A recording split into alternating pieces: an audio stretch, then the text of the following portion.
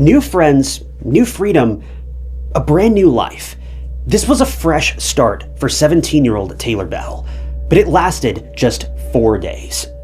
On the night of September 5th, she told her roommate she'd be back in a couple of hours. She grabbed her keys, walked out of her dorm, and vanished. No calls, no bank activity, no sign she ever made it back home.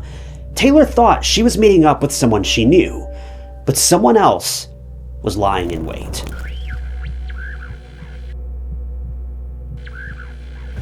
Taylor Behl grew up in Vienna, Virginia, as an only child raised by her parents, Matthew and Janet. Her parents divorced when she was young, so Taylor learned early how to make her own space in the world. She didn't have siblings, so she built her own circle. She was outgoing, expressive, and constantly documenting her life. She kept a blog where she wrote about everything: friendships, crushes, little victories. If something mattered to her, she wrote it down. Well, in the fall of 2005, Taylor enrolled at Virginia Commonwealth University in Richmond. It was her first real taste of independence.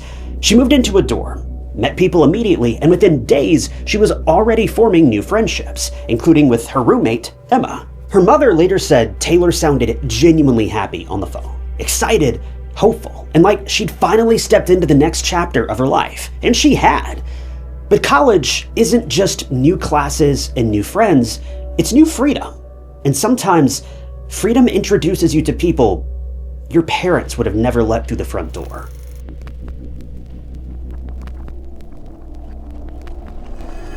It was the evening of September 5th, 2005, and as the girls, Emma and Taylor, were settling into their dorm rooms and putting all the final touches on their room, Emma's boyfriend paid a visit to them in the girls' dorm. Not wanting to disturb the two, Taylor decided to just step out of the dorm for a bit. So she grabbed her keys and told Emma she'd be back in a couple of hours. Emma vaguely remembers that Taylor wanted to meet up with some friends, but this would tragically be the last time that Emma would see her new roommate. So time passed by, and Emma later got back to her dorm, but there was no sign of Taylor. Her things were left exactly the way they were a couple hours ago, but Taylor was gone. Emma didn't think too much of it and thought Taylor would probably be back at her classes, but she would be very wrong. The next day came, and Emma went to class, and when she came back, there was still no sign of Taylor. Now was the point when she started to worry. Where was she? This was the question going through her mind at rapid speed. Did she just miss the first day of classes? This was unlike her. Taylor, for one, was very excited to start her college classes. She was ready to hit the ground running this semester. But now, it seemed like she not only didn't return home, but also missed her very first class. Emma also checked if Taylor's car was anywhere in the parking lot, but it was nowhere to be seen either. So Emma decided not to wait any longer than she already had, and she involved the campus police and notified them of 17-year-old Taylor Behl's disappearance.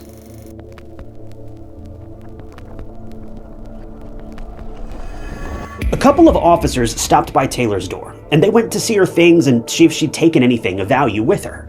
Basically, the police initially thought that, say it with me, she had run away. Perhaps she wasn't as excited about college as she showed herself to be.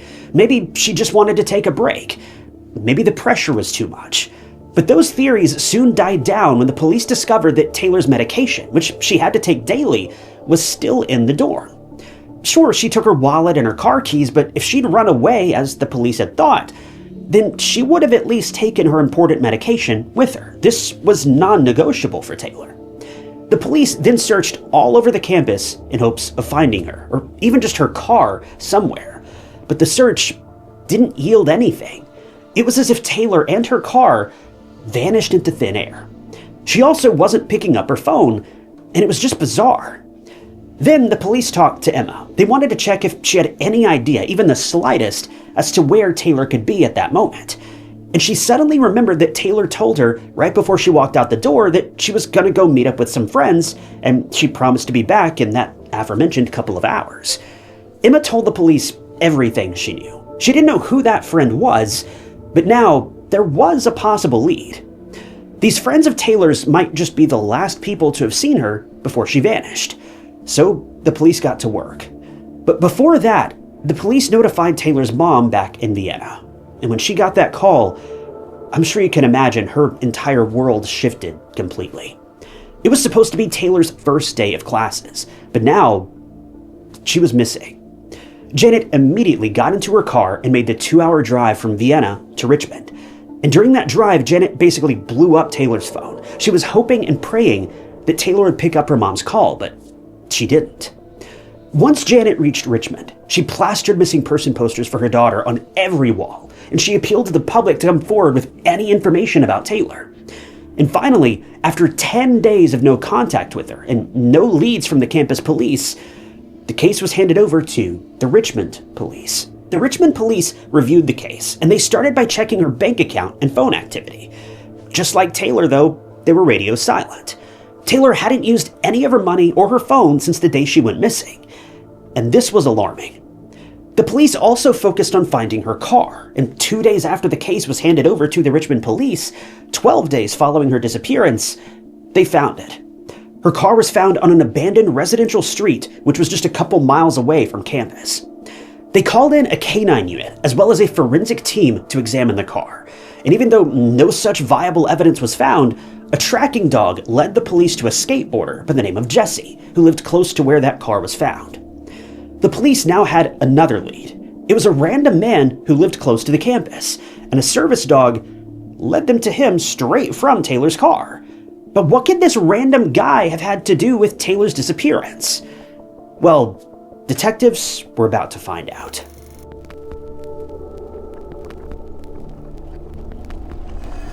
So Jesse was questioned by the police, and he was utterly confused. He didn't know who Taylor was, and when the police confirmed where he was the evening that Taylor was last seen, they practically hit a wall. Jesse had a strong alibi for that evening, and he genuinely looked like he didn't have anything to do with the case. Ultimately, he was let go and was no longer a suspect.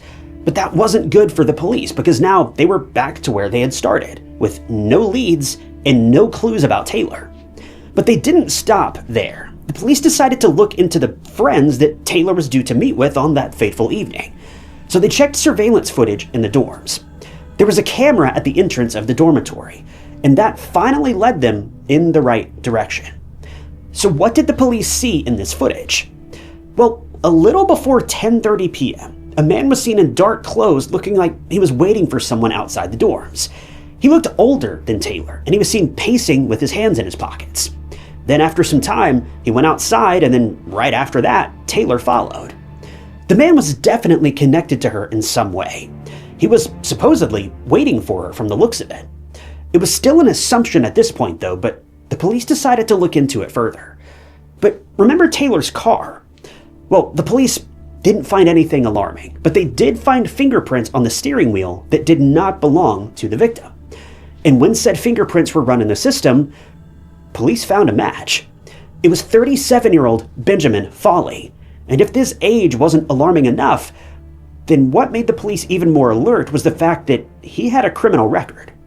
See, 2 years ago, he was convicted of assaulting an ex-girlfriend. He spent a grand total of 3 months in prison for this felony. Benjamin also looked strikingly similar to the man in the footage. But what was he doing there outside the dorms? And why was he waiting for Taylor? Well, Benjamin was a divorced father of 2, a rookie photographer, and he described himself as a goth skater from the 1980s, whatever that means. Surprisingly, he actually knew Taylor. The two had met some time ago in 2005 before she went to university, when she came to visit Virginia Commonwealth University with her dad at an open house.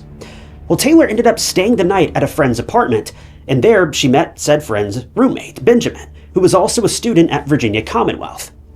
According to Taylor's mom, Janet, Taylor and Benjamin ended up getting romantically involved. Now, Janet stressed that Taylor did it purely out of curiosity and that she didn't want anything to do with them after the fact. But some sources report that Taylor and Benjamin, after this encounter, were still in touch via email afterward. Well, Taylor met up with Benjamin again as she got settled into her dorms before she was about to start her classes. Needless to say, the police were floored when they heard all of this. This man was 20 years older than Taylor, who was still a minor at this point. The pieces were starting to fall into place. So the police called in Benjamin for questioning at the station, and as expected, he claimed he didn't know what happened to Taylor that night. According to Benjamin, she'd come to meet up with him. They sat in her car for a bit, which explained the fingerprints. Then they just went their separate ways. He swore up and down he genuinely did not know what happened to Taylor after their meetup. But the police weren't having any of it. Now, sure, they didn't have any incriminating evidence against this guy, but that wouldn't last for too long. The police were granted a search warrant for Benjamin's house, and when they went through his stuff and his electronics, it shocked them to their core. Benjamin owned several weapons, and his computer and hard drives were chock full of inappropriate and explicit adult content involving teenagers. Need I say more? The CDs, hard drives, and every other storage device were labeled with handwriting that matched Benjamin's. It was definitely his property. But in true Benjamin fashion, he denied everything. He put all the blame on his deceased elderly neighbor, explaining that all this stuff was given to Benjamin by that neighbor. This man had the nerve to put all of the blame on a neighbor who's not even alive. Mind you, when Benjamin's own handwriting was scribbled all over the hard drives. It's pretty clear as day. Well, the police obviously didn't believe any of this, and they arrested Benjamin in September of 2005 for possession of this explicit material. Now, all that was left was to figure out Benjamin's involvement in Taylor's disappearance.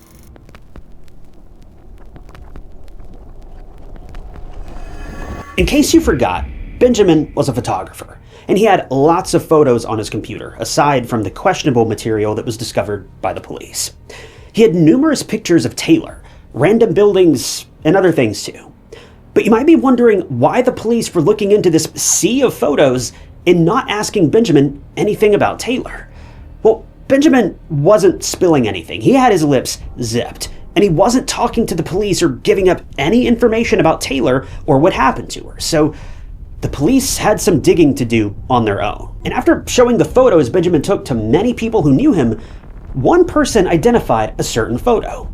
It was Benjamin's ex-girlfriend with whom he'd recently broken up with, and she found a familiar sight in this stack of photos. It was a picture of an abandoned house where her parents once lived in Mathews County. But she was surprised to see the picture of that house in those photos because it was pretty unassuming. But not to the police. They decided to send out a team to search that abandoned house. It was about 100 miles away from where Taylor was last seen, but the investigators had to give it a shot. It was now nearing a month into Taylor's disappearance, and when the police searched the area around the house in Mathews County, they came across a ravine, and they were hit with that strong and unmistakable odor. Things were not looking good. Ultimately, the police made a devastating discovery. As expected, they found remains near that ravine, and from dental records, they belonged to none other than 17-year-old Taylor Behl. Due to the condition of the remains, it was impossible to determine her cause of death. But now, the search for Taylor, it was finally over. But it wasn't a good ending. Taylor, who was just 17, lost her life. And life, as Taylor's parents knew it, was never going to be the same. Following the discovery, Benjamin was now much more cooperative and open with talking to the police. Maybe he knew that he was done for, and he was already in jail for those illegal videos he had possession of by this point, so I'm assuming he was done hiding things. According to Benjamin, Taylor had called him, wanting to meet up. Apparently she'd broken up with her boyfriend, and we all know how that goes. Benjamin claimed that Taylor was upset and very angry when he arrived. I don't know if the police talked to Emma about how Taylor looked and felt that day, but according to what we know, Taylor seemed to be her usual self, so we don't know for sure if this aspect of the story is even true or not. But Benjamin told the police that Taylor came to his apartment and the two engaged in physical relations, but apparently this wasn't enough for Taylor. She and Benjamin then went back to the dorm to get the keys to her car and a few other things because supposedly she had a plan in mind. Now, this was after 10 p.m. If you remember, CCTV footage also showed Taylor entering the dorm and Benjamin waiting for her outside. This corroborated the events. Well, Taylor told Benjamin that she wanted to experiment. Now, I'm not going into any more detail than that. You can fill in the blanks yourself, but the two decided to go to an abandoned house 100 miles away to supposedly act out this fantasy because apparently a nearby hotel or something simply wasn't an option. To keep it PG, Taylor basically asked Benjamin to choke her, but he refused. And after this, she apparently got angry at him and started threatening him. She told him that if he didn't do as he was told, that she would go to the police and tell them everything about him, and about how they'd been together since she was a minor. This put Benjamin in a tight spot, so he felt he had to go through with it. But in the process of playing out this fantasy, Taylor lost her life. Benjamin's actions escalated beyond the point of no return, and naturally, after the fact, he freaked out. He was scared of getting caught, so he needed to think of a plan fast. And what did he come up with? Well, instead of going to the police, he decided the best thing to do was get rid of Taylor's body near the abandoned house and pretend nothing ever happened. He thought that he would escape the consequences unscathed. He didn't call for help. He didn't call the police. He simply got rid of the problem, and Benjamin went on his merry way. He also went on to say that he was under the influence during the act and didn't realize he'd gone this far. He's basically trying to put all the blame on Taylor, who obviously is not there to tell her side of the story anymore, which oddly enough is exactly what he tried to do with his supposed neighbor. Pin his crimes on the deceased because they can't defend themselves. Well, at this point, it was already hard to determine what even happened to Taylor, given the state of the remains. But I don't think Benjamin is really a reliable person to begin with. He continuously changed his story, went back and forth, and like most suspects, refused to take any responsibility for the murder. In Benjamin's mind, it was all Taylor's doing. It was an accident, and he just went along with whatever Taylor asked of him because he didn't want to get caught. Well, the investigators let Benjamin roll with whatever story he was blurting out because they knew he was lying in some way or another. He was going to get tried for murder regardless, so they basically just let the guy talk. But they checked every single social media post, every blog entry, and every personal diary of Taylor, and not once was there any sort of blip or inkling that Taylor would have been interested in this sort of thing. To top it off, the police also found duct tape on Taylor's clothes, and this indicated a very dark reality of the whole incident. Even though Benjamin tried to explain the duct tape too by pinning it all on Taylor once again, the police were certain that Benjamin was hiding something, or at least not being truthful about how the events played out. He would change his story every time a new detail was mentioned, and somehow connect it all back to Taylor and claiming it was her own fault.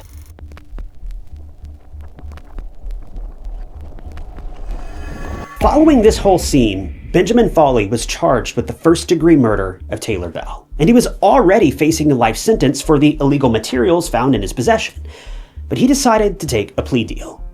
He entered an Alford plea to a charge of second-degree murder. Basically, he knew that the prosecution had enough evidence to convict him, but he didn't admit any guilt for the crime.